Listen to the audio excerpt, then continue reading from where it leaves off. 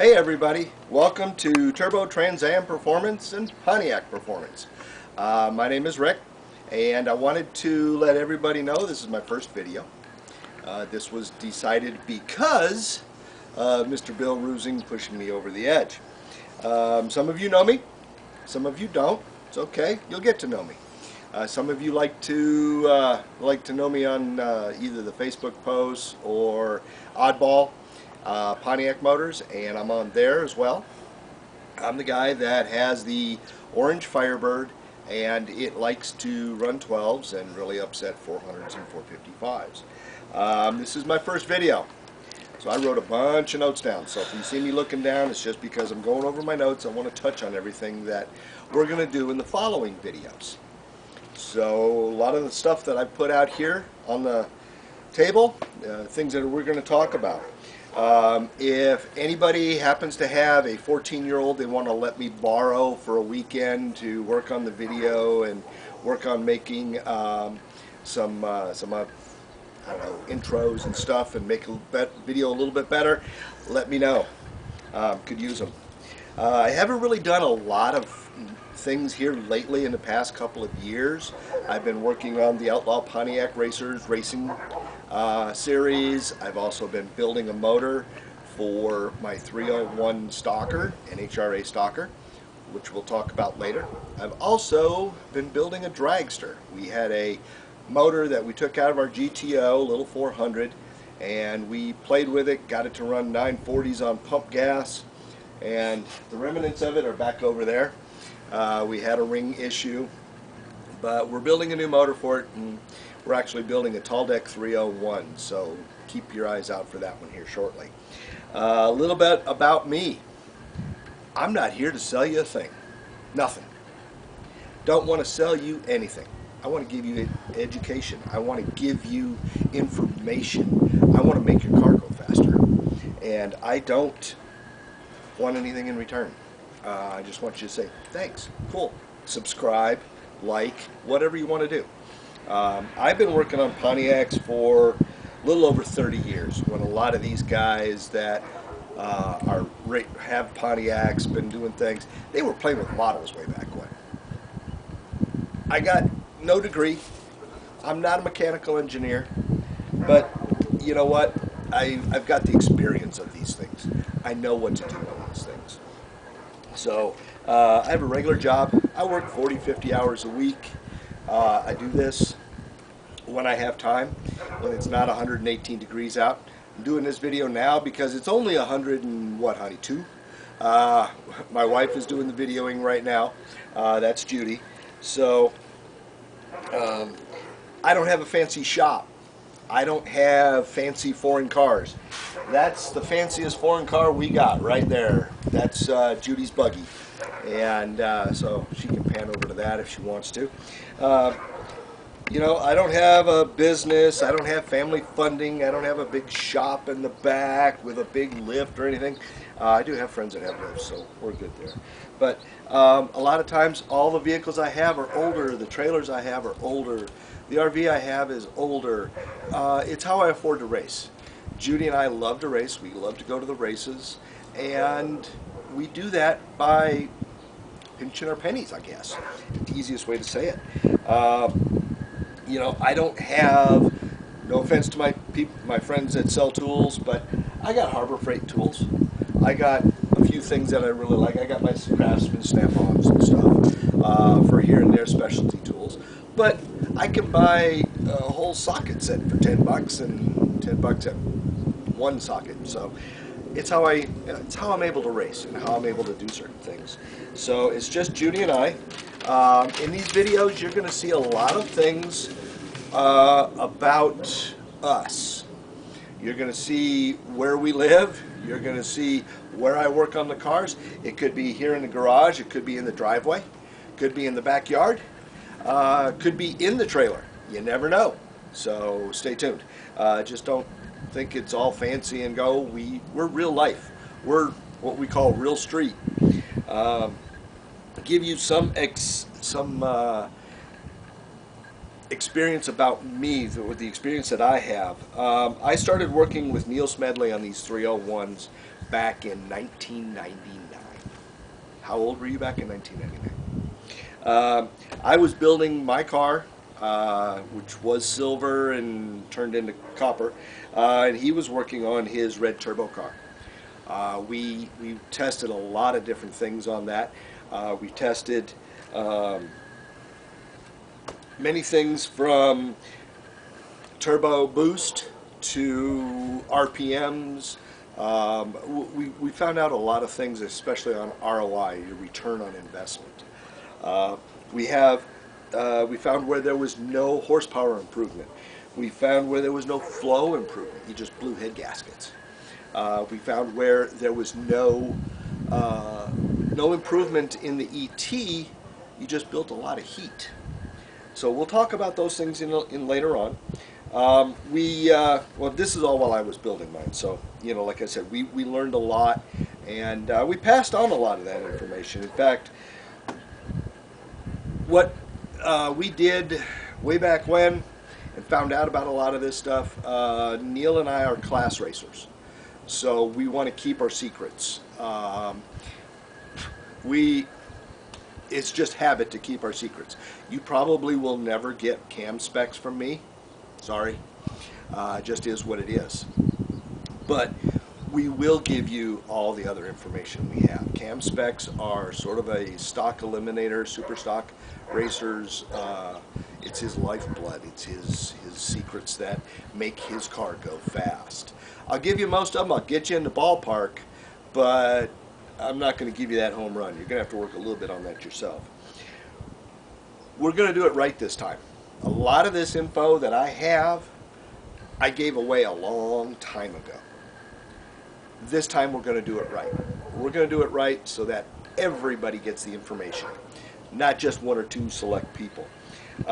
Heck, some of that information I gave away years and decades ago, people are using today. Quick funny story. I had a guy private message me from Facebook.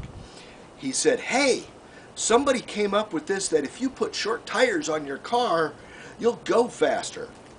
Changes your gear ratio. I bet if you did that on your car, you'd go faster. You got really tall tires on there. You're right, I do have tall tires. And I also have tall tires because it brings the RPMs into the power band that I want. And the funny part about all that is the information I gave away years ago. And it came back to say, hey, you ought to try your own information. So guess what? I'm gonna. And I know I'm saying a lot, but it's just because I'm going through the notes here. We had, a long time ago, Ted Fox, Ray Garcia, my wife Judy, a couple others said I ought to write a book about all the 301 knowledge that I have, all the Pontiac knowledge that I have, all the racing Pontiac turbo knowledge that I have. And it wasn't until Bill Rusing did a cool Photoshop of a book that I sort of said, okay, well, I can't do a book, but how about if I do a video? So we're going to start a video, and Bill, you sort of started this, so just remember that. One of the things that I'm going to do, and I will always do, is give credit where credit is due. Okay? So many people helped me do this and get there, and maybe came up with an idea, or said, hey, have you tried this? Yeah, I have. That didn't work, but it clicked something else in my mind, and boom, it made it work. First, Neil Smedley, you started me on this 301 stuff. I don't know if it's a blessing or a curse, but Neil, you started all this, and I thank you. We are going to, in fact, I'm going to try and have Neil on one of these videos one of these days. Maybe he can help out. My wife Judy, she's doing the filming right now. She puts up with me. She helps me. She has the confidence in me. She is my person that just gives me all the gumption and tells me, get off your butt, get out there and do it. even if it's fixing her car. But she is the one that I couldn't do a lot of this without her. And heck, she even let me build a dragster on the back patio. So, Judy, thank you very much. Love you, dear. Ted Fox, you pushed me. You keep going forward. You were my sounding board. You were my strategist for a long, long time. Ray Garcia, you pushed me as well. You kept me going forward. You gave me great ideas and were a good sounding board. Bill Rusing, you made the Photoshop image. It's on you. So, okay, let's get down to this. Let's figure out what we're going to do here. I know, I said again. I'm not here to sell you a damn thing. I don't have a business that relies on people buying stuff, okay? I don't have any of that. This is what I like to do for fun. Okay, we are going to show you how to do things with a 301 and racing and Pontiac, because a lot of this stuff interchanges. So we're going to show you how to build a Pontiac 301 without spending a fortune. You don't have to spend a fortune to get one of these things to run. You really don't. I did it. Other people have done it. So we're going to make sure it happens. And it's going to be a real street, not, you know, thousands and thousands of dollars for camshafts and other things. We're not going to do that. Some of the things we're going to talk about in the following videos coming up after this, other than we're going to build the 301, which is here in the back. You can see it a little bit. I've got the camshaft for it. This is a 301 I picked up a little while ago. It's got the turbo heads on it, turbo intake. It's all black. It was run for a little while before the guy decided to do a transplant. And I'm not going to say what kind of transplant, but he did. So I picked it up, got it. We're in good shape. We're going to use that. We are going to put that in our street car. We have a brown TurboTransAm, and it has got to be street legal, per mama. And it's got to be streetable, so we are going to do that. We are hopefully, you know what, maybe we'll get pretty close to Joe's 1269, don't know. But we're going to do it for a whole lot less. And we're going to do it on a working man's budget, not $1,000 for a roller cam and lifters. But a lot of the stuff we're going to do, again, is with that 301. We're going to put it in the car. We are going to talk about camshafts. We are going to talk about crankshafts. The crank, obviously, you guys know this is a 301. This is a 400. We are going to talk about heads. This is the Pontiac 301 head with the Siamese ports. We're also going to talk about combustion chambers, what we've done. Joe, Tim, I'll wait till you stop and look at that. Yep, that's some of the stuff that we've done inside the combustion chamber to help free flow, and help a little bit more with free flow, unshroud the valves a little bit, makes a world of difference. We're going to talk about turbos. This happens to be the turbo off my, what I call my 475 motor. I went over 475 passes. This is the turbo that I use to do it. We're going to talk about headers. Are they needed? Eh. We're going to talk about oil pumps. A lot of talk about there about having to run a 80 psi pump.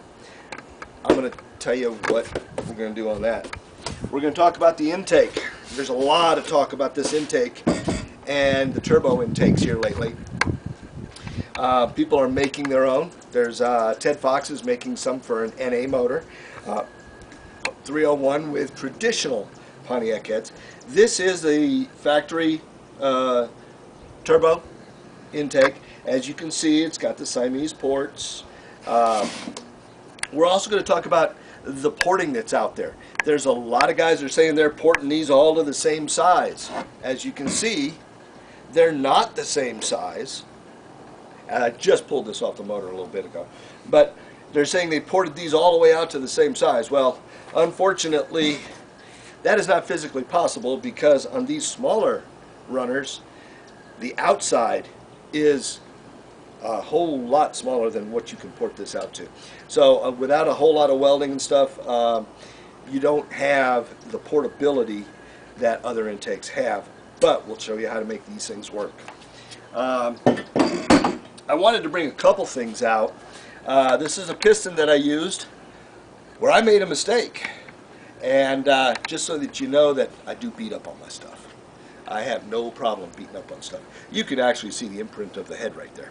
But we're going to talk about rocker arms, factory versus the roller rockers. We're going to talk about oil filters. That's what they say works. That's what does work. Which one do you want? Not a big fan of Wicks, but hey, they have a fantastic marketing. We're going to talk about rocker arms, Pontiac versus Stout. Let's just call it Stout. And what you have to do when you replace these, because if you don't, you're going to run into serious issues. Same out of that motor that I pulled the intake off of. We will talk about lifters. The famed lifter for everybody else, the Pontiac lifter, the Pontiac 301 lifter, and how bad it is and you got to use it. Well, folks, that's another myth that we'll talk about. We'll talk about carburetors. And did anybody notice the carburetor? The front primaries? Look close, Joe. We'll also talk about the plenums. These are two different plenums, and we'll talk about the deeper plenum and the shallower plenum. Are they worth the difference? Some things we're also going to talk about is how not to modify things. I literally pulled this off of a 301. This is not how you do it, folks. Okay, it really isn't. This isn't how you do it either. Okay, so I'm just going to go over, so like I said, several of these things. We're also going to talk about stuff that we have in the works. Some of the projects. Blown 301. Yes, intake already is made for it. We have the blower. We are going to run traditional heads on this 301, but it's a root style blower. Wouldn't that be fun?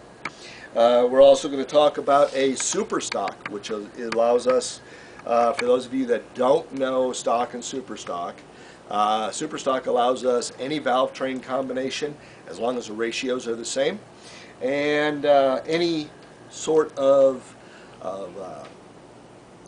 brain fade, sorry, any sort of camshaft that you want to run in there. We're also looking at making fiberglass turbo hoods. I already have a turbo hood to use as the mold, so we're looking at the possibility of doing a fiberglass turbo hood. It will probably be a pin-on, not a bolt-on. But that pretty much covers what I wanted to talk about, and I just wanted to have everybody, if you like it, subscribe to it, like the video, and we will have more videos coming up soon. Thank you very much, guys. Bye.